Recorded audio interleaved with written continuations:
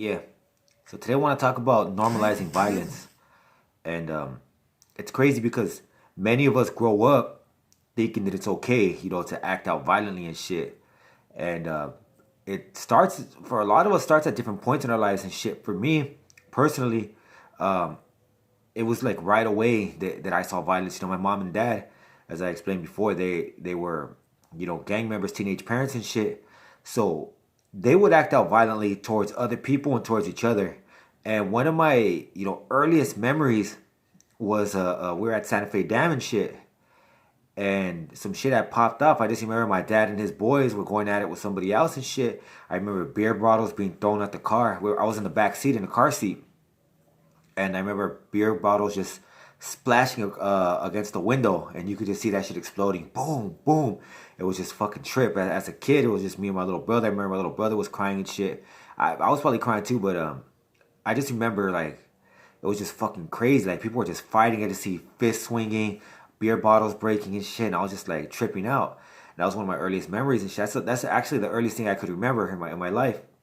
And my mom and dad would always fight. They would always get down and shit, choke each other, and fucking like stab each other, just throw shit at each other. It was nuts. You know what I mean? So growing up, I always felt like people told me it wasn't right to put your hands on somebody else, but like I wasn't shown otherwise.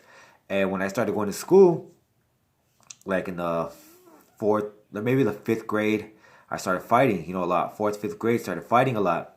By the time I went to seventh grade, like I don't know what it was about me, but a lot of people, they really didn't like me and shit. So I had to start, like every day I was fighting after school, every fucking day.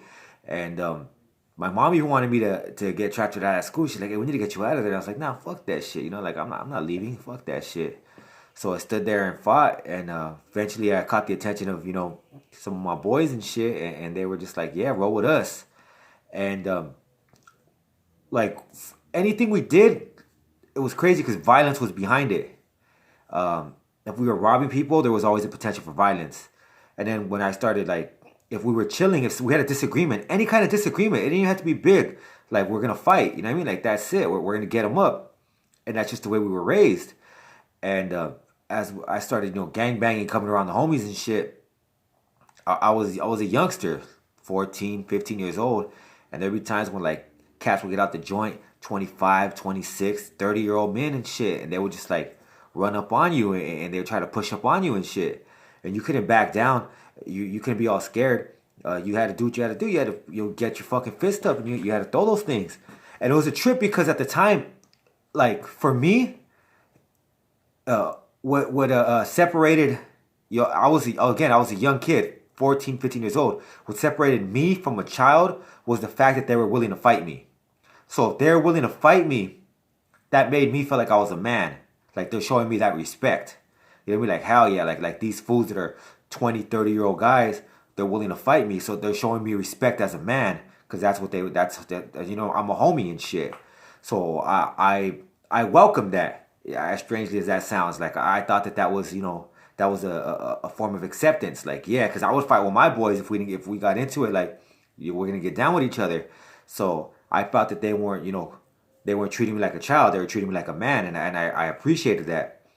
And so by the time I got to the youth authority, I had like violence was just that was nothing. Like it was all right. Fuck it, let's run up. Like we're gonna get down fools. We're gonna get down people. We're gonna jump people. We're gonna jump people.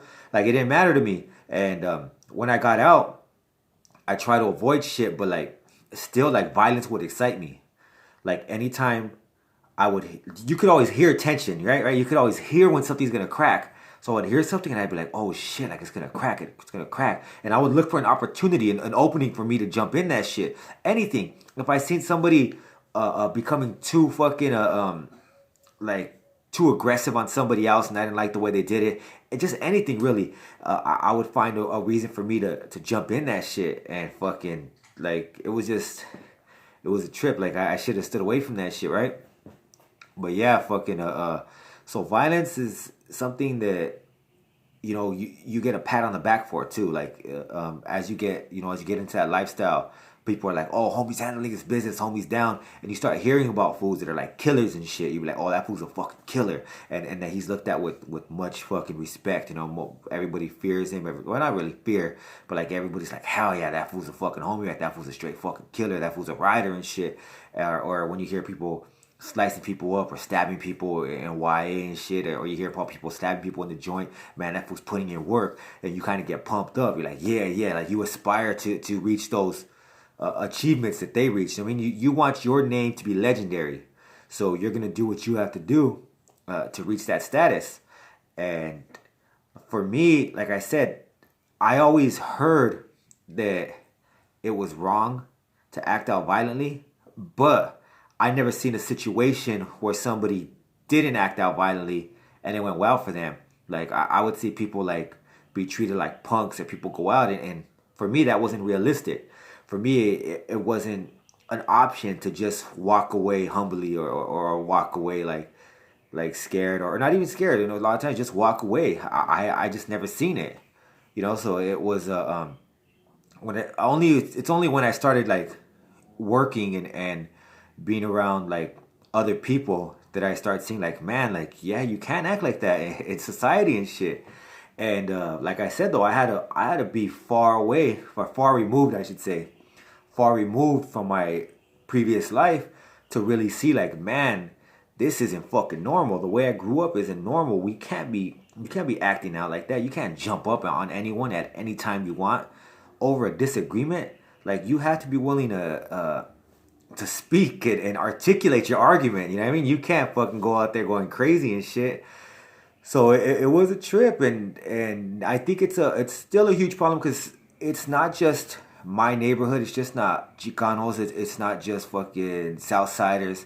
It's everybody, you know, like, because I would see a lot of people, the Bloods, Crips, you know, fucking the Bay, Southsiders, Norteños, like everybody, they act the same way. They get, you know, earn their stripes based on violence. And it's nuts, you know what I mean? Because you grow up thinking that that's what you have to do. And the real thing, I think, that's the underlying issues behind all of that is pain. I think there's a lot of pain in people's lives. I think there's a lot of anger that we're not addressing. We don't know how to address them in a healthy manner, so we turn to violence. For me, I never wanted to seem like I was mad. I never wanted to seem like I was hurt. I never wanted to seem like I was in pain. So I laughed and I thought it was funny. I was like, ha ha ha. Like, even when I'd get fucking maced in the face, the fucking burning, I'd just be laughing like, oh shit, these motherfuckers, man. Fuck these stabs. And just like, man, these fucking bitch ass fools. With a smile on my face and just like thinking it's funny and shit. And that was my way of masking the pain and the anger that was inside. It wasn't until I started going to therapy that I really seen like part of the reason that I was acting out violently. Yeah, a lot of it was learned behavior, but most of it was, you know, me being angry, me not being happy. You know what I mean? Me being, you know, pissed off at the things that I saw, the violence that I saw coming up. That wasn't, you know, supposed to. A child's not supposed to see that, and I, you know, just said, fuck it, I'm gonna embrace that shit. So I do think that there's a huge problem with normalizing violence. I see there's a lot of youngsters out there that are continuing to make the same mistakes that have been made for generations and generations. Before I came up, you know, I'm a short story compared to the long history of gang culture, especially within California. So before I even came around, like, that shit was happening. After I decided to slow down and go another route, that shit continued to happen. And I think that is one of the main issues behind it, is normalizing violence. We have to find a way to, you know, speak to the younger people and just let them know, like, there's other options out there. It may not seem like it because you don't see it. You only see as far as your eyes can see. But believe me, just because you can't see beyond that brick wall doesn't mean there's nothing behind it. There's a lot out there you haven't seen, and you need to give yourself that opportunity. All right, I'm out of here. Talk to you later. Peace.